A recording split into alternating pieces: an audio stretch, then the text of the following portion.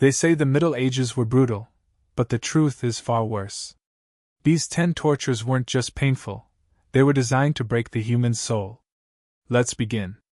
In the stone corridors of medieval castles, behind monastery walls, and beneath the timber-framed courthouses of Europe, there existed a darker realm, one not ruled by chivalry, faith, or honor, but by the crude instruments of pain.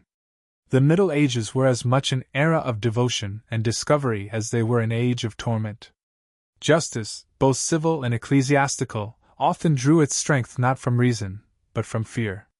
And fear was honed on the rack, sharpened beneath the executioner's blade, and whispered through the cries of the condemned.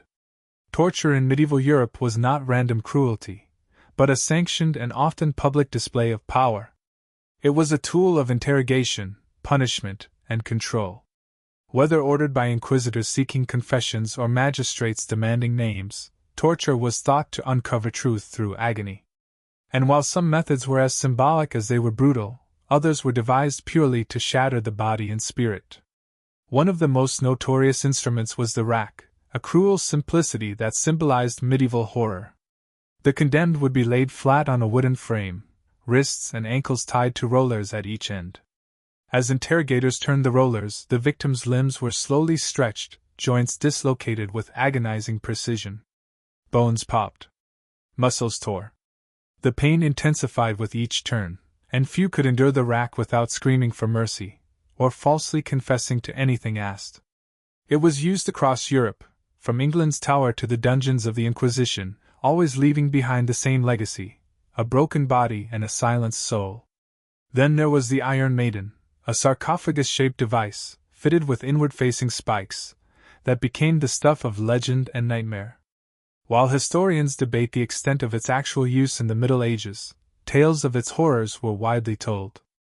A person shut within the Iron Maiden would be impaled on dozens of blades, not fatally at once, but slowly, painfully, as the door pressed tighter. Whether used as a real torture device or as psychological terror, the Iron Maiden represented the ingenuity of cruelty. More intimate and grotesque was the pair of anguish, a metal device inserted into the mouth, rectum, or vagina, depending on the nature of the alleged crime, heresy, sodomy, or blasphemy. Once inside, a screw mechanism would expand the device, tearing tissues and creating unbearable pain. It was not used for death but degradation, a method to mutilate and humiliate the victim permanently. Its cold steel was often reserved for those accused of sins that the Church deemed especially vile. Yet not all torture was mechanical. The strappado required little more than rope and a ceiling beam. The victim's hands were bound behind their back, and they were hoisted high into the air before being dropped suddenly. The impact would dislocate shoulders instantly. Often, the torturer would repeat the drop multiple times, each fall deepening the damage. Bones snapped, nerves tore, but the method left no blood, useful when public appearances mattered. It was favored by inquisitors for its ability to produce confessions without external wounds. What makes these devices so terrifying is not just their construction, but the purpose behind them. They were calculated. Systematic. Torture was often carried out in cold, echoing chambers, beneath flickering torchlight, where the cries of the suffering went unanswered. Those condemned were not only criminals, but also political enemies, heretics, women accused of witchcraft, or anyone who challenged the prevailing power. These were not acts of rage. They were decisions, made by councils, clerics, and kings. And the instruments of that violence, preserved in museums and manuscripts, whisper of a past where pain was proof and suffering was spectacle. In a time where divine justice was often indistinguishable from human vengeance, the line between punishment and performance blurred. Torture, in many cases, became more than a private act, it became a spectacle. Crowds gathered in public squares. Clerics murmured prayers. Executioners, robed in leather and soot, prepared their tools. The condemned, broken by days or weeks in dungeons, emerged into daylight to face not death alone, but rituals of agony designed to shame, destroy, and remind the watching world of the consequences of sin or treason. One of the most dreadful public tortures was the breaking wheel, also known as the Catherine wheel. The victim was tied to a large wooden wheel, arms and legs outstretched. A heavy iron bar or hammer was then brought down with precise force, shattering bones one by one. Depending on the sentence, the executioner might continue until death, or carefully avoid lethal blows, prolonging suffering. In some cases, the mutilated body was woven between the wheel's spokes and hoisted high, left to die slowly from exposure and internal bleeding. Birds and insects descended while villagers passed below. The wheel was a punishment for thieves, murderers, and traitors, and its symbolism endured for centuries. The breaking of body and spirit, visible for all to see. Perhaps even more grotesque was the Judas cradle. A pyramid-shaped seat made of sharpened wood stood at the center of the torture chamber. The accused was suspended above it, often by ropes or a harness, and slowly lowered until the tip of the pyramid pressed into the anus or vagina. The descent could last minutes or hours, depending on the torturer's will. With gravity and time, the body's weight caused the point to tear through flesh. There was no need for whips or fire. The cradle did its work silently, relying on precision and shame. Few survived it, and none were left unchanged.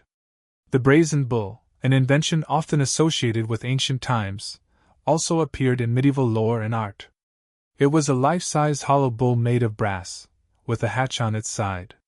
A person was placed inside, and a fire was lit beneath the belly. As the metal heated, the victim roasted alive. Ingeniously cruel, the bull had specially designed tubes that converted screams into sounds resembling a bellowing ox. Whether myth or reality, its image became a warning, a symbol of absolute authority, and the horrifying lengths to which rulers would go to maintain it. But the fire was not reserved for bulls alone. The rack of fire, or heated iron bed, was another torment endured by those accused of heresy or witchcraft. A victim would be strapped to a metal surface and heated gradually from below. Flesh blistered. Skin fused to iron. The torturers often interrogated between burns, questioning faith, allegiance, or secrets. Sometimes branding irons were used as tools of identification, marking heretics with permanent symbols before death or exile. Pain was not a side effect, it was the message. Equally cruel and psychologically devastating was the coffin torture. The condemned was placed into a human-sized iron or wooden cage, often too narrow to sit or lie comfortably. Hung in public, the cage exposed the victim to birds, insects, and the mocking of passers-by. With no food or water, the slow death unfolded over days. The smell, the spectacle, the despair, it was all intentional. The cage became a reminder. The body was vulnerable, and justice unforgiving. These tortures were not random acts of cruelty. They were systems, tools wielded by church and crown, intended to purify, terrify, and control. Pain became policy. And beneath the surface of medieval order lay a deep, sustained belief that fear was the strongest force of all. As the centuries dragged on, the instruments of torture became more refined, not in kindness but in precision. The purpose was no longer simply to kill or maim, it was to extract information, to extract confessions, to make a person break from the inside out. A tortured body could heal, but a shattered will was what inquisitors sought. And so, the tortures that emerged in the later Middle Ages bore a new, calculated cruelty, one that twisted not just limbs but minds. Among the most feared techniques was flaying, the methodical removal of a person's skin while still alive. Most commonly used on traitors or enemies of the state, flaying was performed with knives as sharp as razors. The executioner would begin at the limbs, slowly peeling back the skin in strips, exposing the red, quivering muscle underneath. The process was unbearably painful and could last for hours if the torturer was skilled. In some cases, the skin was later nailed to the city gates as a warning. In this punishment, pain was not enough. The victim's body became a banner of terror. Another brutal torment was the saw torture. The condemned would be tied upside down by their ankles, allowing blood to rush to the head and delay unconsciousness. A large handsaw would then be used to cut the body in half, starting between the legs and progressing downward or upward, depending on the desired length of agony. Since the brain remained oxygenated longer in this position, victims often remained conscious well into the process. The saw, common and crude, became an instrument of methodical horror. The iron chair, also called the torture throne, was a gruesome device lined with hundreds of small iron spikes on the seat, back, armrests, and footrest. Victims were forced to sit on it, naked, and strapped down tightly. As they struggled, the spikes punctured their skin repeatedly. Sometimes fires were lit beneath the chair to heat the metal, causing the spikes to burn as well as pierce. Unlike other tortures, the chair often preceded interrogation, softening the prisoner for more elaborate questioning. It was not about death, it was about obedience. Then there was the boot, also known as the Spanish boot or the Scotch boot. This was a device fitted tightly around the victim's lower leg, sometimes made of iron or wood. Wedges were inserted between the boot and the leg and then hammered in slowly. Bones splintered, nerves were crushed, and tissue ruptured. It caused permanent mutilation and often infection. The boot was favored for its ability to focus intense pain on a small area, allowing interrogators to prolong the process and threaten repetition if compliance was not met. A more psychological method, though no less agonizing, was the water torture, a practice that took many forms. In one version, water was dripped onto a person's forehead in a rhythmic pattern over many hours or even days. The victim, tied down and immobilized, experienced increasing panic and sensory breakdown. Another version involved forcing water into the body through a funnel until the stomach swelled grotesquely, sometimes causing ruptures. These methods left few visible scars, but the mental damage was often irreversible. The brilliance of medieval torture, if it can be called that, lay not in its innovation, but in its cruel understanding of human limits. Interrogators learned how to push the body just enough, how to keep someone alive but broken, coherent but terrified. These were not punishments meant for justice. They were rituals of domination, enacted beneath the banner of order, in a world ruled by fear. It was not always the innocent who suffered, but it was rarely the powerful. As Europe descended deeper into religious fervor and political paranoia, the machinery of torture grew bolder and more public. No longer hidden in secret dungeons or whispered in rumors, pain became a form of theater, endorsed by the Church, sanctioned by kings, and accepted by the people. The Inquisition spread like wildfire through cities and villages alike, rooting out heresy with a severity that left entire communities in dread. Torture was no longer just a punishment, it became a ritual of purification, a ceremony of compliance.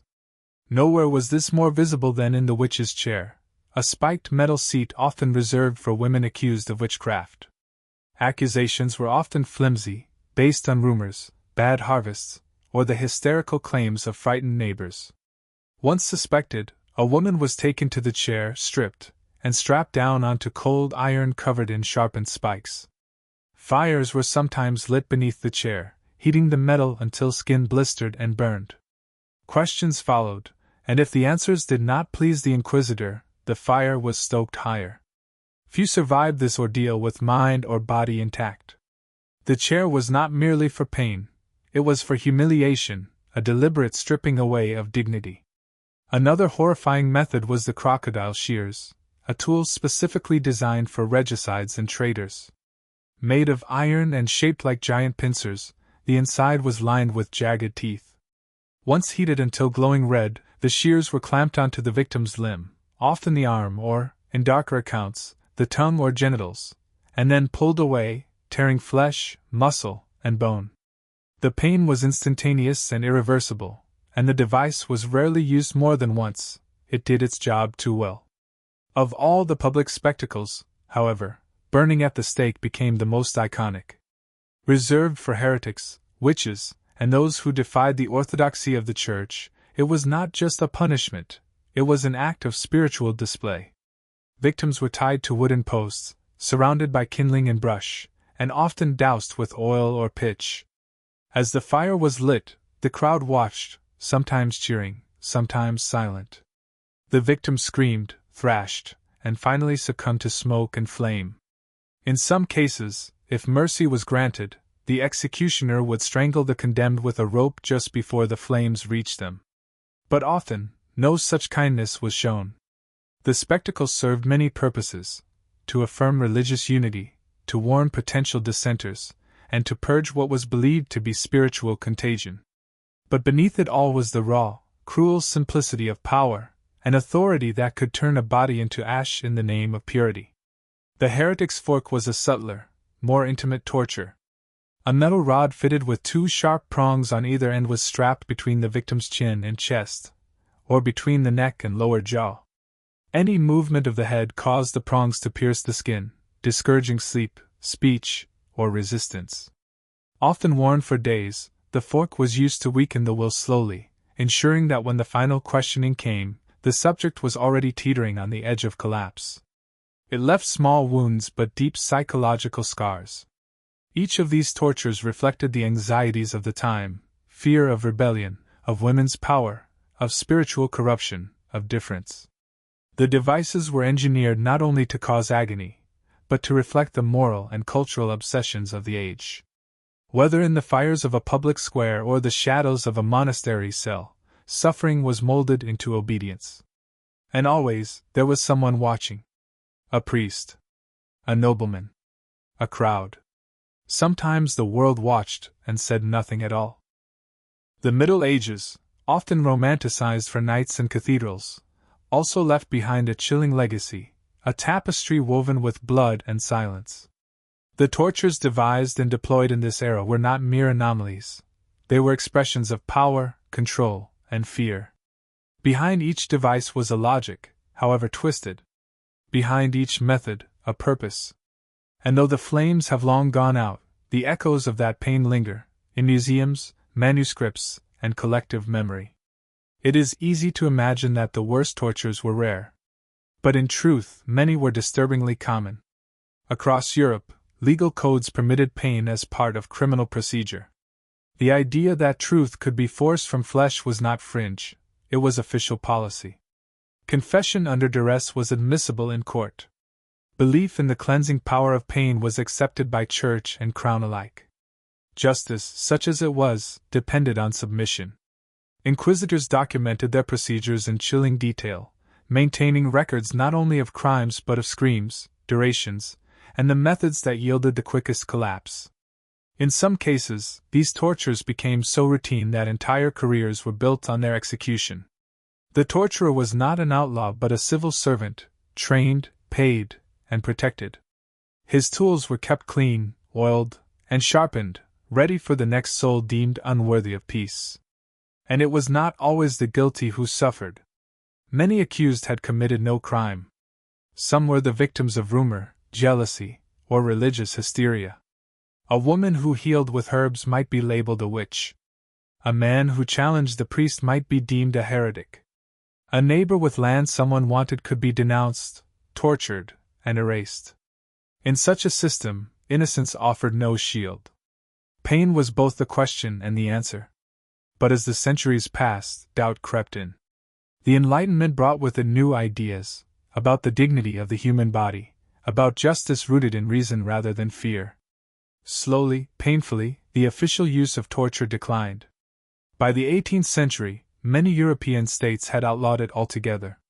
Devices once displayed in open squares were locked away or destroyed. Some were kept in silence, relics of a past too dark to forget, and too dangerous to repeat. And yet, the shadow remained.